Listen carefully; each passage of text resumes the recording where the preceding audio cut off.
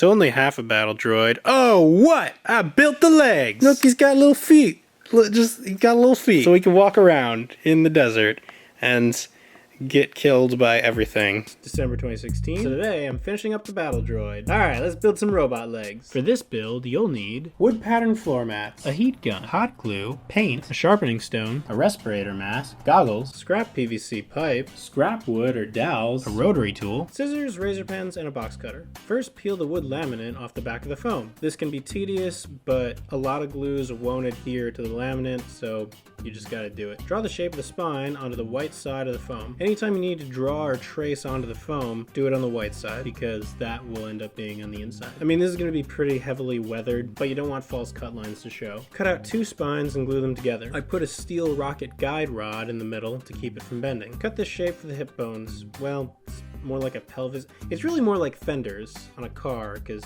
you know, it's a robot. Glue it in place carefully. I'm using hot glue because I have a ton of it. You can also use barred cement, which sets up quicker, but it's a little bit more expensive and you need a ventilated shop. I stuck a PVC pipe through the middle and used spent spray paint caps to cover them. Then I put a strip of foam inside. I did not glue it in place. I made the hips out of foam and then glued one end of the strip inside each hip. You'll need to reinforce the hell out of it because it's gonna want to rip out of the socket. For the 2 pipes on either side of the spine, I used my heat gun to soften plastic PVC pipes until they would bend. Now this is kind of dangerous, so you want to be really careful, and maybe once it's bent, run it under cold water for a while to take away some of the heat. Here's the test fitting. Once you know where they'll line up, you can attach them. I don't think I'm going to permanently attach the torso to the spine because it's so much easier to transport larger props when they break down. I cut and trace this shape for the front and back of the thighs, glued them to the hip joints, and then cut and trace this outer panel. Kind of looks like a claw hand right now. Once those panels are in, they'll give it enough structure to build up the interior. For the shins, I drew this shape, duplicated it, and glued them all together with some wood for internal structural support,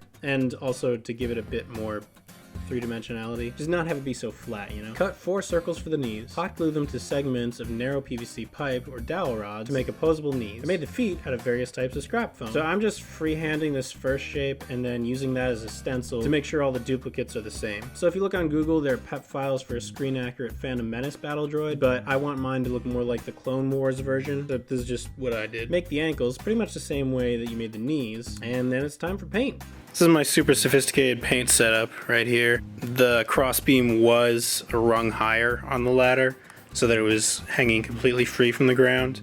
I just lowered it to take some weight off while it dries. When it's dry, attach it to the torso, and now you're ready to kill some clones, or more likely be killed by clones, because, you know. Hey, thanks for watching. If you enjoyed this, here's some other crazy nonsense that I've done. Links and annotations or cards if you're on a mobile device. Speaking of nonsense, I built this for a parody, so subscribe if you want to see that, as well as other build videos. Also, I have a Patreon page if you're financially well inclined. Patrons get the uploads a little bit early. It helps out the channel a ton, but no pressure if money's tight right now. That's pretty much it. What's your favorite Star Wars oh wait, I already did that.